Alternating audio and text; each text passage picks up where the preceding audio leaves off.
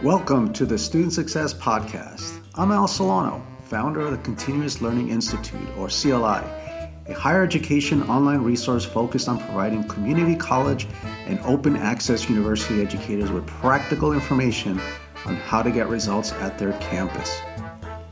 As a resource within CLI, the Student Success Podcast is focused on just that, the challenges, opportunities, failures, and successes of practices intended to improve student success and equity. The goal is to leave you with thought-provoking ideas, nuts and bolts information, and or lessons learned from the field so you can consider how you might apply them to your institutional context.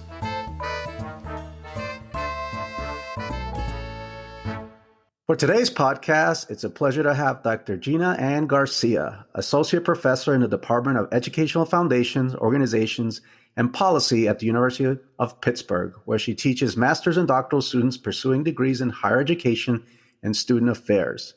Her research centers on issues of equity and justice in higher education with an emphasis on three core areas: Hispanic-Serving Institutions, Latinx college students, and race and racism in higher education. Dr. Garcia is the author of Becoming Hispanic-Serving Institutions, Opportunities for Colleges and Universities, for which she won the American Association of Hispanics in Higher Ed Book of the Year Award. She recently edited the book, Hispanic-Serving Institutions in Practice, Defining Servingness at HSIs. Dr. Garcia was a Title V HSI STEM Retention Coordinator at California State University, Fullerton. She also held a position funded by a National Science Foundation grant, working with community college transfer students who wanted to major in science and math. She graduated from the University of California, Los Angeles, with a PhD in higher education and organizational change. Welcome to the Student Success Podcast, Gina. Thank you. I'm happy to be here. It's so great to have you. You know, over a year ago, you were so kind to do a Q&A with me that was very popular. I put it in my blog. So I want to thank you for that. And it's so nice to talk with you today. Thank you for taking the time. Before we get started with questions, Gina, what I like to do with guests is ask them something beyond their work, any kind of passions that they might have or hobbies or superpowers. Is there anything that you would like to share? Yes, I think most of the people who follow me on social media know that I am a huge fitness fanatic. That's probably my biggest passion besides my kids. I like spending time with my kids, but fitness keeps me centered. I take a break every day at 12 o'clock and work out. People can't get on my schedule from 12 to 1, particularly in this time of being inside all the time. It's been able to keep me grounded and also healthy and emotionally, mentally, physically well. So yeah, fitness for me is kind of like the core. It keeps me going. It refreshes my mind. It's good for me, obviously my body, but really is like the driver of everything else that I do. So yeah, that's definitely my big passion.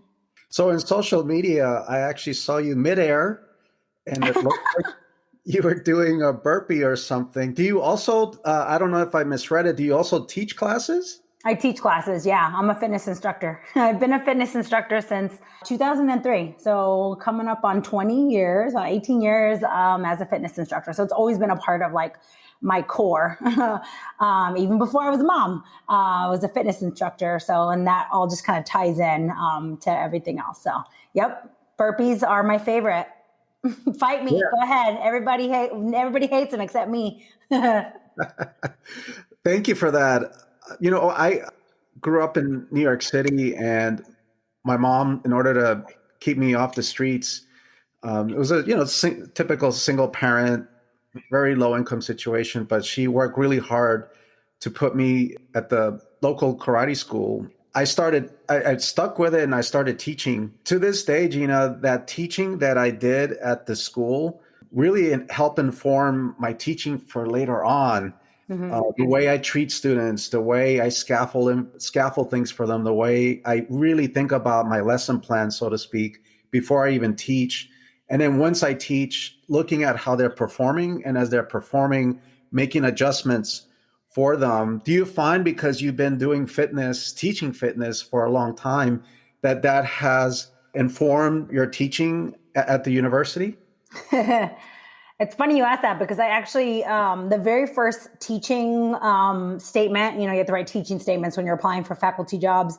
The very first teaching statement I ever wrote was actually wrapped around pedagogy of teaching fitness, and how it really had informed my pedagogy, right? Like in many ways. And I've been teaching a lot of like HIIT, the high intensity interval training, which is very short bursts of work, but like intense and super effective. And a couple colleagues and I have been, who are also faculty members who take my classes. We've been talking about writing about that, right? Like, how do you incorporate that same sort of concept into like course development, right? Like, how can we get the most bang for our buck in like short bursts, get as much as we can in the same way that we do HIIT training. So hopefully that's to come. That's on our like bucket list of like, yeah, that'd be cool kind of side thing to do. But yeah, absolutely. It informs because it's pedagogy. It's just a different kind of thing, content that I'm teaching.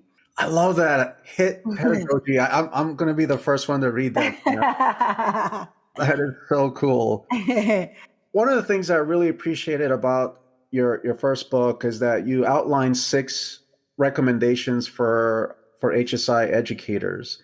And then you had a follow-up on this HSI institutions in practice. And given that this is a student success podcast and really the vast majority of the audience are practitioners, I was wondering if you can unpack anything from an implementation perspective. As I think back on the 6 recommendations for practice in the book, so as a researcher, I am very like particular about making recommendations based on the data, right? Like and when I evaluate manuscripts to be published for publication, like through the journal review process, I always want the implications for practice to come right from the research, right? I'm like, because often we kind of just go off and start saying whatever we want. And I say we, because I do it too, right? We start like just throwing in the whole like kitchen sink, right? Or like, do this, do that. And the reality is when we make recommendations or talk about implications for practice from the research, it should come straight from the research. So as I think back to those 6 recommendations, I was very careful to attach them to the narratives, right? There's 6 and 2 from each chapter, the empirical chapters. Those recommendations stick, but they weren't in any way exhaustive, right? Because they were so aligned with the data and with that particular study. It was contextual, right? There's a lot to think about as far as like research and the limitations of research, right? We can only make recommendations based on what we saw or what we're seeing. So I would say for sure those recommendations stay. But as I move sort of my thinking into even the second book, the edited book, that's based on the framework of servingness, the servingness framework, it has a long name that I don't know, something about multi-dimensional conceptual framework of servingness.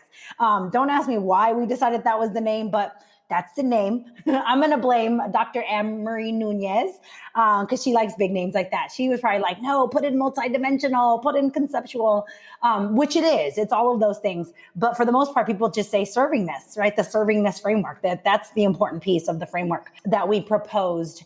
And so as I think about that and how I moved into the second book and why the second book came so quickly after the first book was because it very much, I aligned it with the framework, right? Like the chapters that were being written, I said, this is structures, this is indicators, this is structures that lead to the indicators, right? Like I helped the chapter writers to make those connections. And so if I had to write recommendations, which I guess I should have, recommendations for that book, and I aligned it to everything that was going on in that book, I would talk about how basically in every chapter I was able to find a structure, an indicator, right? Like every single chapter that came out, and the chapter authors didn't originally write them that way, right? They were telling their stories. They're like, I'm a Title V director, I'm a Title III director, I'm implementing this, and here's what we're doing, and here's what we found, right? Like they just kind of gave me the story, and I got to, as the editor, help them,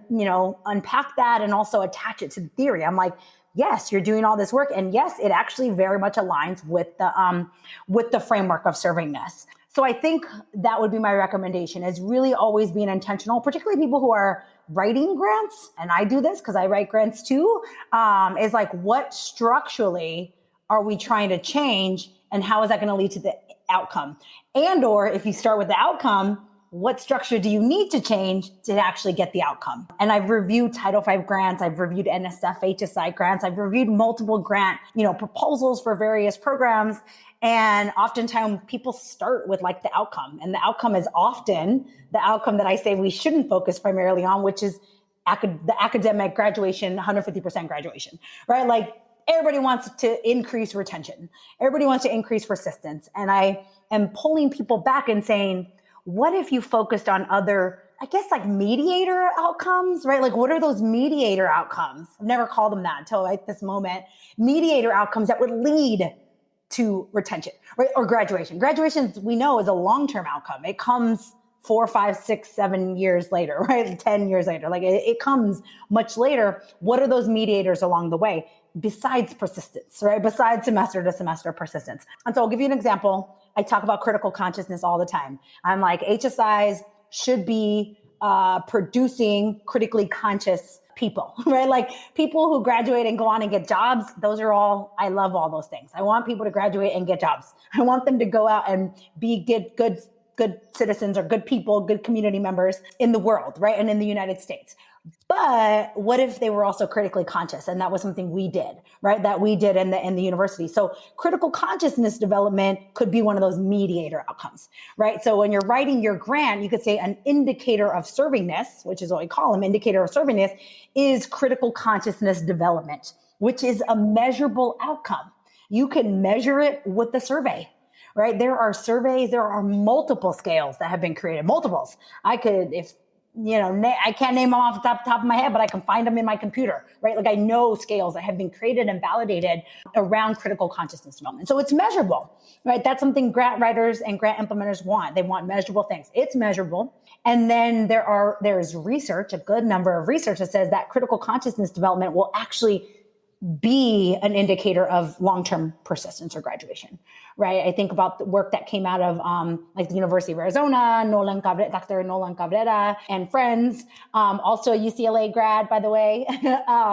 The research they were doing to show the effectiveness of the Mexican American Studies program in Tucson shows exactly that, right? That like, yeah, they were getting this critical consciousness development, this ethnic identity development, and also going on to college, enrolling in college, and ultimately graduating from college, right? Like that those were long-term outcomes connected to this like shorter outcomes as that it's connected to ethnic studies, right? And the importance of ethnic studies. So I think that would be my recommendation, right? Is to folks pull back and realize there's lots of indicators and lots of ways to measure servingness, that graduation isn't the only way, and that we have to believe that there are other indicators along the way that will lead to, and then there's evidence to show that, research that shows that, but also trust that that's the case, right? That if we're doing academic educational things, that they're going to lead to academic outcomes. And I don't like the use of non-academic outcomes in the servingness model anymore, because I feel like all of the things we do in college are academic, right? They're even being involved in student organizations. We know that this is a very academic endeavor, right? Like being engaged in the community becomes an academic endeavor, right? So they are academic, and they do lead to academic outcomes in the long term. That was a long recommendation, and I think there were like about 5 or 6 embedded in the recommendation, but I'll stop there. Yeah, let's unpack that. That's beautiful. As you know, the U.S. Department of Ed and NSF, they mandate a logic model as part of the grant. And in fact, I'm a big fan of logic models to help people have a graphical representation of the work, so that we can all have this shared understanding of this picture that we're seeing. And I really love what you say, although we can't often get away with that because the long-term outcome of the logic model, because it's a federal grant, we have to have something around retention, graduation, and all that stuff, right? But what I love is that in between, something needs to happen.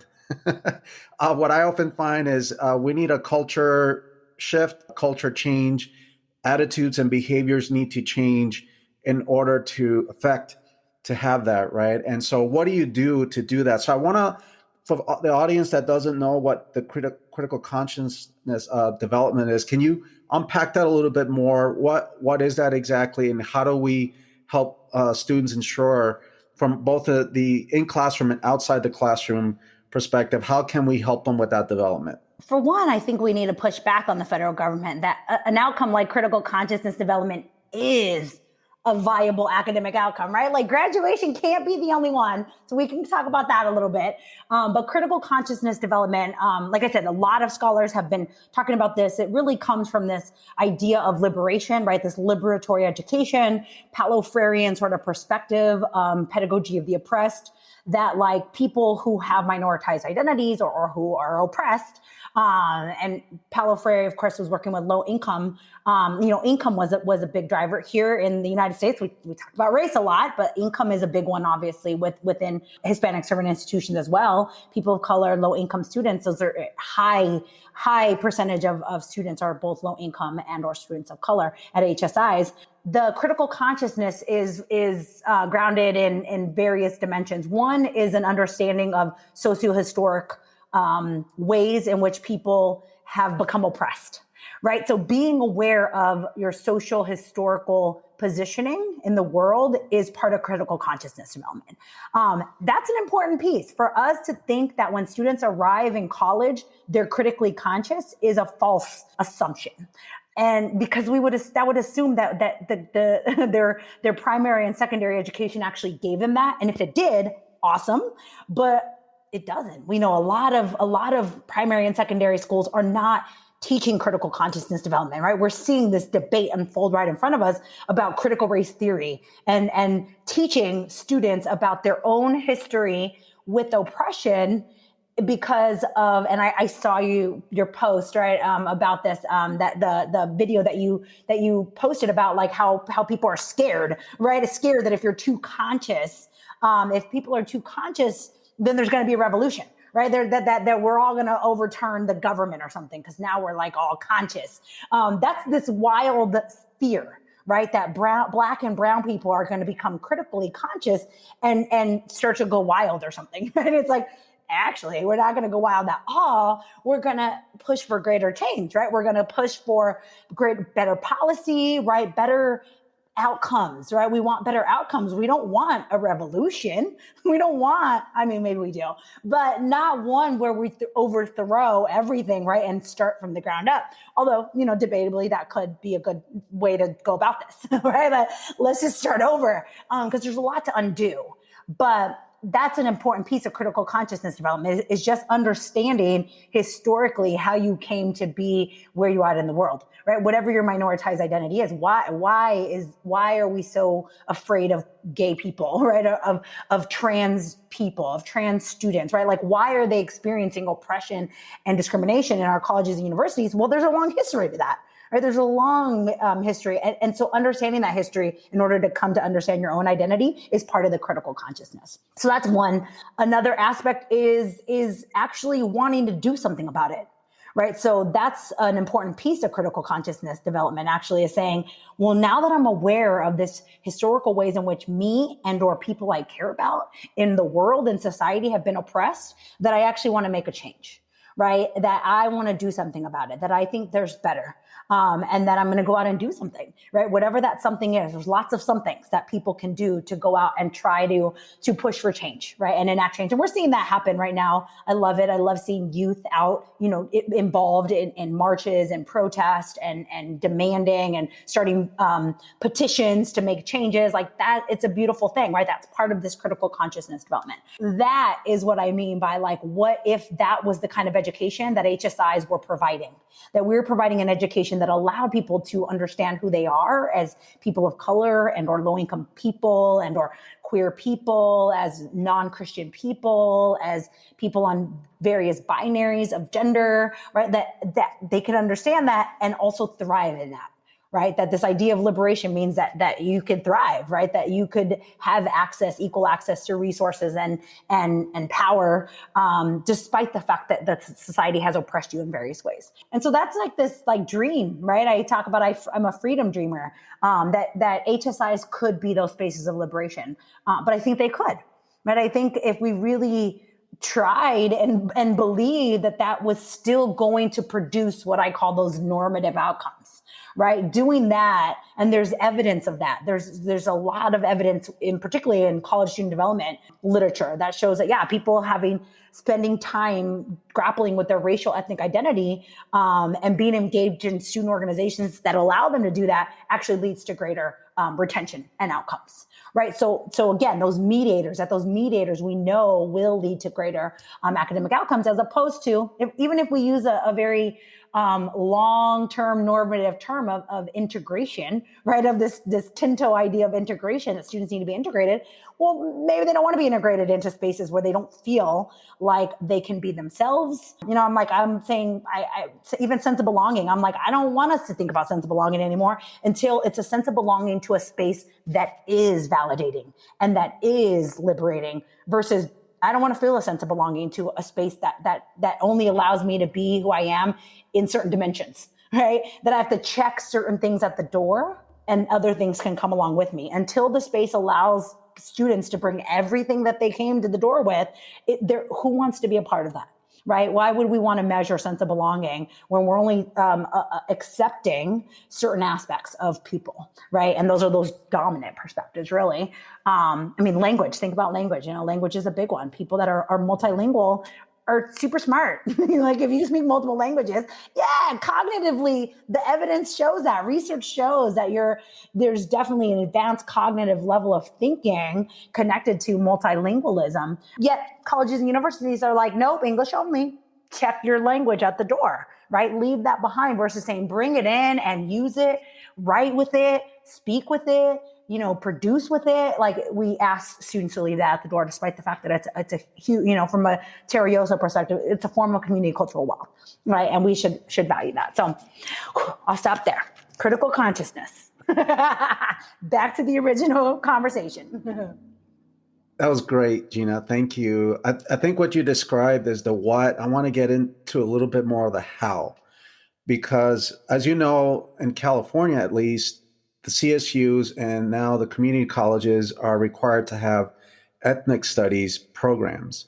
And that's one avenue. But I saw a post from you that I shared a lot. And it was, that's insufficient, even if you have these. So can you tell us a little bit about that post where you said why that's insufficient and how we can do a better job, the how? We're getting into the how. Oh, and by the way, before you do that, I saw that you were a presenter, that the U.S. Department of Ed had you for an HSI. So you are better positioned than anyone to tell them to change their emphasis in logic models, all right? So I'm leaving that up to you, Gina. So tell us about posts where you discussed that, ethnic studies programs are great, but can you elaborate? It was an honor to be invited by the U.S. Department of Education, by the way. And I thought I was actually speaking to like folks internal, and it was actually, they invited all the grant directors. There was over 200 people that registered. I was like, why are there so many people? They said they sent it out to all the like Title V grant directors. And I saw some of my friends, people I know and work with in the session, which to me is actually, I'm often speaking to the people who are part of the movement, right? I call those the institutional agents, right? The people who are actually doing the servingness work are the grant implementers, right? As somebody who's been a grant implementer, I believe the grant implementers have such an important role in sort of pushing back, right? And so like the more of them, the more of their ears I can get into, they're going to be writing those grants that say Dr. Garcia said critical consciousness development is a good viable outcome for this grant, right? Here's what we're going to do to enhance that. And it will ultimately lead to graduation. So that was cool, right? That I am getting to influence folks in that way. As far as ethnic studies and my post, yes. So first I would say California, of course, as a California girl, as somebody I'm a California girl, not living in California, but I miss it. I believe California often is the leader, particularly in higher ed, right? Pushing the bar. And I love that each of the three major systems in California have moved towards ethnic studies as a requirement. Love it. I'm here for it. I'm watching it. And I love that it has happened in a very short span, right? Although it should have happened, 60 years ago, but it's cool. It happened in the last year, one right after another, right? Kind of cool to actually see that happen. So I am a fan of ethnic studies. I'm a product of ethnic studies. I think because I am a product of I think in the way I do because I am a product of ethnic studies. So I will never say get rid of ethnic studies, right? Like ethnic studies is such an important source of this critical consciousness development, community engagement, and really just some of the great outcomes that HSIs could align themselves with, I think come from ethnic studies. Where my post takes the turn, and this is often how I write, I say, this is really good. I love it. Ethnic studies, great. I love it. But, right, what I feel is important is to make sure that we don't say only ethnic studies does it, right? That's where the post turned, right? It took the but over there in chemistry, yeah, chemistry professor, you got to do it too, right? Over there, instructor of, engineering, you got to do it too, right? Engineering, chemistry, biology, psychology, education, right? All of us that are not in ethnic studies can do it too and should do it too. And that's where I think the big transformation will come in HSIs is when all those folks get on board. And I love when I get to speak with all those, like the STEM folks in particular. I'm like, yay, STEM folks, because the STEM folks are the ones I'm trying to convince. And I dropped that in my Department of Ed webinar. I'm like, hey, engineers, y'all could be some of the greatest advancers of social justice, right? Engineers can really push and make viable, actionable change that could affect justice, right? And I often talk about the Flint, right? The water in Flint, right? Because most of us know that case, right? The Michigan water crisis. That crisis could be addressed at one university from every disciplinary perspective, if we think about it, right? Education, how is education being affected by this water crisis, right? Biologists, how are biologists thinking about or coming up with solutions to the water crisis, right? How are engineers coming up with solutions and alternatives, viable options for the water crisis? Health, right? Bring in your public health folks. How are public health educators thinking about the long-term effects of the Flint water crisis, right? So you could bring in every single discipline to one justice issue that is community-based. It's a regional issue. Most of us have regional issues that need to be addressed. So HSIs, as good servers of the region and good servers of their communities that they're a part of, should be thinking, what's our regional environmental crisis that we could address from an educational, from a public health, from an engineering, from a science, from a psychological, from a mental health perspective, right? How do all of those perspectives come together? That's the grant we're going to write, right? We're going to write that grant from this very transdisciplinary perspective. And all of us can be part of a movement for justice, right? You can call it social justice. You can call it environmental justice. You can call it whatever kind of justice you want. The reality is we know environmental issues often affect communities of color and low-income communities in much greater ways than they do any other communities, right? So that's how I'm really thinking about it. That's where I say ethnic studies, awesome, love it, I'm here for it, but do not rely on ethnic studies to do all of the heavy lifting around an organizational identity like HSI. It's organizational. Everybody needs to be engaged in it. What I find sobering is that, unfortunately, I think still, and this is where the challenge is, that our universities that produce the PhDs that go on to teach at a community college or at a university, is that they still don't teach that. It leaves it up to the professional development coordinator at the local institution, an HSI director, if they have one.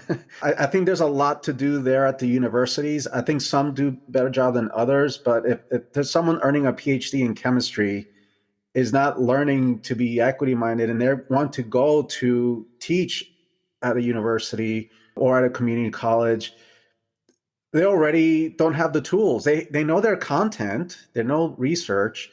That's great. We need content experts, but they don't have that critical conscious lens that they can provide to students. So I think that's the challenge, Gina. So do you have any recommendations, places that offer quality PD beyond the kind of brown bag lunch kind of thing where people go for 1 hour? Or is this really on the shoulders of the PD coordinators, the directors of HSI to do something intentional throughout the year, a set of touch points to continue this kind of training?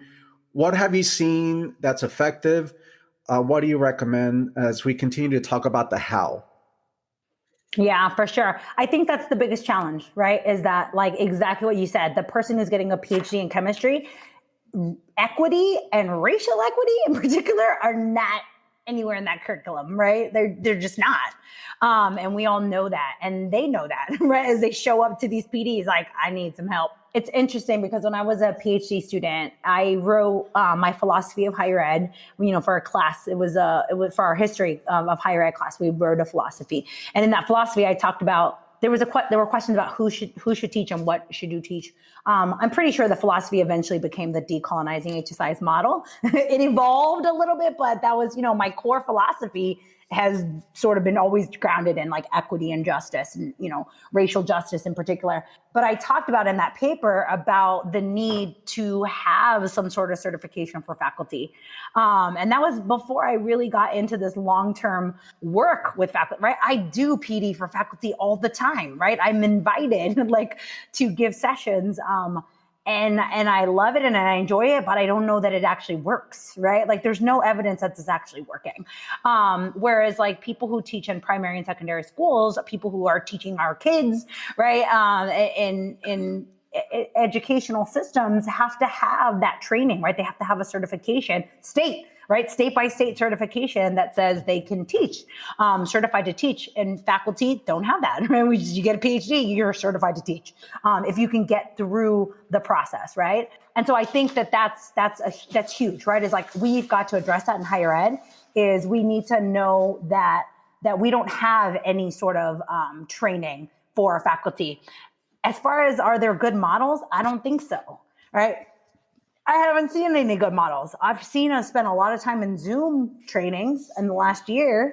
I don't know that there's good evidence that it actually works. And I've been talking to folks at the site I'm working with now. I know you asked if I had, recommendations. And one of the Title V director I'm working with, we wrote about the fact that training budgets are often too small. And this is something they're grappling with on their site, that the training budget is, the Title V grant actually doubled their training budget, right? Like it elevated their training budget a lot because they didn't have a lot of money for PD, even within their Center for Teaching and Learning. They just were their HSIs are often resource deprived institutions. So it enhanced their training budget. But then we also talk about the inability of those folks who run those training and development programs to even understand how to teach race and equity, right? That some of those folks who are running those teaching and learning programs don't have that background either, right? So or even networks of who to bring in to enhance their training and development. So I think there's so many holes, right? There's so many holes. And we spent so much time on diversity in higher ed, and that wasn't the best approach, I don't think, right? Like we weren't pushing for equity. We haven't been pushing for social justice. We've been pushing for diversity, which is compositionally already present at HSIs, right? There's already that compositional number diversity, physical diversity. But we haven't gotten into the social justice within curriculum sort of approach yet.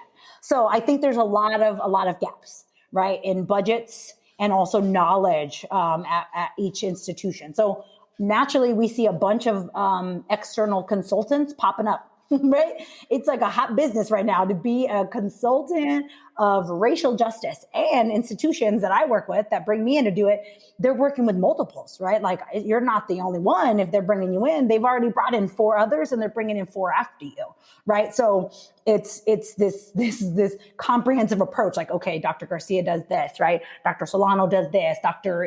So-and-so does that, right? Everybody does something different. So we'll bring in each piece and hope that it kind of sticks without having any sort of big comprehensive approach to making it stick, right? Like we just throwing it all at the wall and hopefully somebody learns how to teach in an anti-racist way with one of these trainings we're offering, but we don't know. And I think that's a big gap for us. I think we've got to start to evaluate better whether or not it's working. And I don't know what it working would actually look like, right? How do you assess that it's working? So I think it's a big challenge for HSIs right now. I like the idea if we can somehow push for certification while you're earning your master's or PhD. I think that will, because otherwise we just have this leaky bucket situation. I want to get to this. I really like how you explained it, Gina, about fear. I think you were alluding to the video that I shared that University of Chicago researchers did. They asked the 400 plus insurrectionists why they did what they did and who they are. And it wasn't because they were low income or they had economic anxiety. They were pretty honest about it. It was fear of basically people of color. That was what led them to do what they did. I just wanted to have a conversation with you about this fear, because it's that fear that, historically speaking, has led to that historical oppression that you talked about, for students to be aware of it, to push for better policy, to push for better outcomes. Lots to undo, as you said. There are people that are going to always be red lighters, right, Gina, in terms of the equity work, the racial equity work. But there's plenty of yellow lighters, those that are like, kind of teetering, they kind of get it, but they're not all the way there. How do we help create more allies, especially when it's going to take a long time for the faculty and staff, for that demographic to match that of the students? That's our reality. So we have got to work with what we have at the moment. So how do we create more allies when there's still different levels of fear? And I don't want to say that all faculty are these insurrectionists. I'm not trying to equate them. All I'm saying is that fear exists at very different levels. And so I've seen many faculty actually really, they obstruct, they just don't, and they don't want to participate in any of these kinds of trainings, anything that deals with equity. I don't want to talk about race. We got to help all students. How do we help create allies, turn those yellow lighters into green lighters, Gina? Yeah, I think that's one of many $1 million questions we have right now, right? The training is one of the $1 million questions that, we could just answer it, but also the allies, right? Or the co-conspirators, or whatever we're going to call them. There's lots of good names for folks who do good work, despite the fact that they have dominant identities.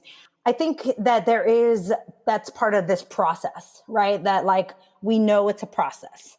I talk often about change from a social movement perspective within organizations, right? That's that grassroots leadership, right? Adriana Kizar has written about this in higher ed, about grassroots leaders being those folks on the ground, not the high level administrators, but folks on the ground who have the most connection to students, moving, right? And making change and pushing for change and writing small grants to develop small programs that will enhance, critical consciousness or students' sense of belonging, or whatever it may be that we want to do better for students, right? Creating coalitions with students.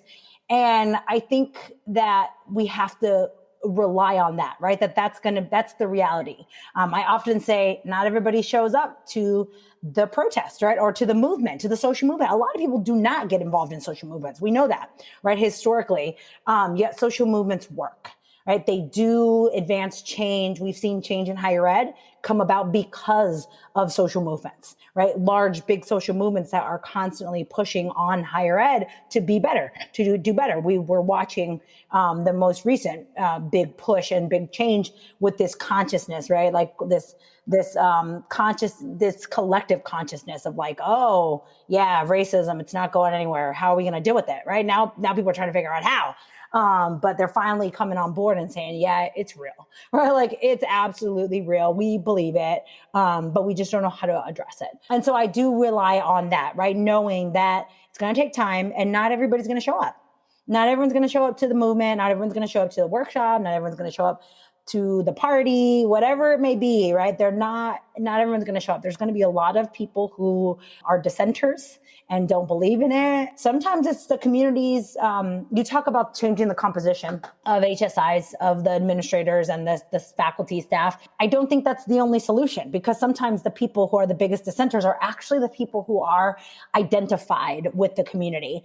And some of that comes from meritocracy, right? There's this attachment to whiteness and or meritocracy that well, if I did it, you can do it too, right? I was an immigrant. I came here. I learned another language. blah, blah, blah. My parents, right? They did it, so you can do it too. This false attachment to meritocracy. And I think that that's an important piece of it, right? Is that we know that sometimes the biggest dissenters are going to be the people who are within the community. And that's hard because people, they get confused. They're like, well, but so-and-so who's Latino identified said XYZ and doesn't believe in this, sort of change or that oppression is going to keep us down or whatever it may be. So I think it's more than that, right? The composition of our faculty and our administrators, our staff on HSIs have to change, but also the thinking, right? Our thinking around critical consciousness, and how we all engage with changes to the curriculum, changes to the services we offer, all that sort of stuff. So yes, we need more. Yes, we need more allies and co-conspirators, but also we have to know that there's going to be a process, right? That one by one, yet every time you have a line open, take advantage of it. That's what I would say, right? That's what I would say to people who are on college campuses, who have the ability to hire new folks. Take advantage of that opportunity. Do everything in your power to recruit and secure the employment of folks who are minoritized, right? Either people of color or other minoritized identities, and or strongly committed to equity and justice, right? That has to be a core part of their values in everything they do, regardless of where they're doing it at, right? In the university, that has to be a part of it. I think that's my biggest disappointment when I see college presidents often, HSI college presidents, and I'm like, why did they hire that person? They have the opportunity, right? I know I have friends. I'm like, they'd be great college president over there at that small HSI. They'd be so good at that large system, big system HSI, right? So good, so much experience. And we just kind of defer back to the normative, right? The normative way of recruiting campus leaders as opposed to recruiting campus leaders who are committed to equity and justice, right? That would really flip things upside down if we focused on that dimension rather than these bigger normative sort of ways in which we recruit people. So yeah, I think there's a lot of work to do. I don't have a solid answer because I think it is part of the process that we have to be sort of patient and trust. So I think, I have a tendency to criticize our own. And that was going to be my next question to you, because I was just going to say that about that false attachment to meritocracy, because I've seen it. And the other thing that I've seen a lot actually is, it's quite sad. As you know, community colleges are going through tremendous transformational change, especially in California. They're all using a student journey framework and trying to apply an equity lens to that. But the most ardent social justice equity people I find are the ones who are the least wanting to do the work. They talk a big game. They go into meetings. They correct people's language. It's like a check mark. Oh, you used the wrong word. This is the word you have to use, which fine. Language is important, but then they don't engage in the work.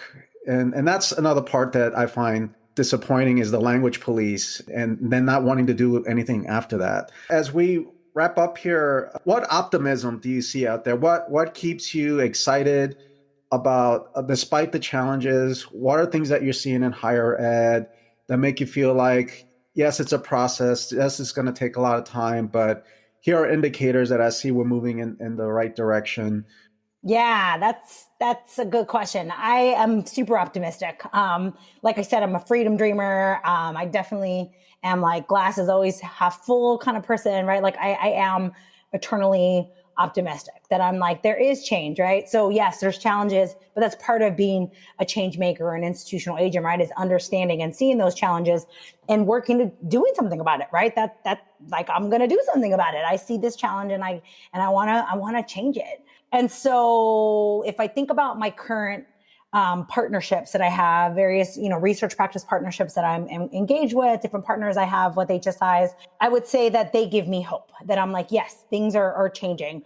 One side I've been working with for about 18 months, and it's been powerful to watch change happen, right? Like in real time, see things happening, see resources being put towards things like a Latino cultural center, right? That wasn't there before. It actually became Latino students said, hey, we need a cultural center, but the campus said, we're going to have a cultural center, a cross-cultural, intercultural. I know there's a lot of debates about what we want to call them. Culture, center for liberation type of approach, that it's for everybody. It's not just for one particular group, which I'm all for that, right? Us starting to move into these intersectional spaces that they can serve multiple minoritized groups. So to see stuff like that happening gives me hope, right? That I'm like, yes, people are making change. Change is happening. Sometimes we move forward and then we move back a little bit, and that's okay, right? That the backwards is learning moments, that we take time to learn from those moments, and then we keep moving forward, right? We keep grappling and moving towards what we believe is right. So yeah, they give me hope. I think one hope that I have, and that I would say I see working in one site that I'm working with, is student voice. So I think, and pulling it back to, I know your core focus is student success. I am always saying, why don't we ask students? Like, why don't you ask students? Y'all come ask me. Well, ask the students how to serve them, right? Like, I'm sure they can offer. And I did just that with one site. We're doing participatory action research projects. I'm about to launch it with another site. And students are saying, this is what we want. We want more of this. We want more of that. We see that this isn't happening. At this site that we're doing this projects, the students basically said, yeah, we don't know anything about HSI. Like, there's no HSI on the website. Like, there's no branding around HSI. That campus listened to those students and launched a site, right? Like, within a semester, I've seen change on a campus based on the fact that students said, hey, we see this. Hey, we want this, right? It didn't come from the Title V director. It didn't come from the board of trustees. It came from the students. The students said, why is there nowhere on our site that says HSI? Boom, they added it, right? So that's important, right? Engaging those student voices, I think, is a really good way to go about this, right? Like, a good approach is like, well, let's talk to students. Let's engage them, because they will tell us. They'll be very honest. They won't have the big technical, fancy, theoretical words that maybe I use, but it makes more sense, right? It's like, yes, they'll give you the exact examples of ways to better serve them. So that gives me hope too, that I am seeing change happen if we're willing, right? That campus, this example, the campus was willing, right? There's a lot of campus that would have said, I don't care that we don't have HSI on our website. And it would have had to go through 5 layers of bureaucracy to get it on the website. That wasn't the case, right? The campus said, yeah, we're listening. Yeah. How do we make this happen, right? And they had people that made it happen, right? They moved within the structures. They knew how to work within that bureaucratic structure of higher ed and made it happen. So yeah, I've got hope and optimism. And those are just a few examples of many that I get to interact with folks on a pretty regular basis. And sometimes that's all you can do is make a difference one college at a time, right? Because one college serves at some campuses, thousands and thousands of students. I wanted to lead with students for a moment, because traditionally I've seen in the last 20 years, and I've seen Title V's be written about, well, we got to show students how to have grit. We got to show them how to have a growth mindset, and they come to us unprepared. And I think in our work, Gina, it really is coaching work. We're trainers in a way. If we go back to what you're doing when you're as a fitness trainer, is that we're trying to help the personnel, the educators of these institutions, for them to have growth minds, for them to have grit, to actually work to dismantle barriers instead of putting it all on the student. Oh, well, you need to make sure that you have a growth mindset and that you have grit. No, we often would say, well, our students come to us unprepared, and it's having that shift to, no, what can we do to be more prepared, especially for our DI populations. But that takes some training, that takes some coaching over time to get people to have that self-realization. And sometimes that's the best approach. Like, I don't know if you doing your training and you see someone finally, they get the results because they're doing the work. They're doing a particular workout that you did for them. And that's how they got the buy-in for what, to continue, because they are doing the work. They're taking what you're saying and doing it and applying it. And that over time helps to change behaviors and attitudes. So I want to thank you for all the work that you do for campuses. Not only that, all your research. I don't know how you do it all, Gina. You got research, you teach, you're a fitness instructor, you have beautiful kids. I see you post. Thank you for all that you do. Thank you for your time. Really appreciate it. Any last parting words? No, yes, I guess, keep fighting the good fight. Like I said, I'm a believer. I'm an optimist. I think that the work that we're all doing matters, right? Like everybody is working hard. I am definitely asset minded and not deficit minded, that I'm like, yeah, it's all working. Right? We got to believe that it's all working. Keep going. For those of you that are listening, keep going, keep trying the different approaches, keep reading different articles, keep, listening to different podcasts, tuning into different webinars, because even just taking one thing from each, educational moment gives us ideas, right? To keep moving and keep going, and gives us that motivation we need to keep going. So yeah, I'll part with that. Muchas gracias. Thank you. Thank you for listening to the Student Success Podcast.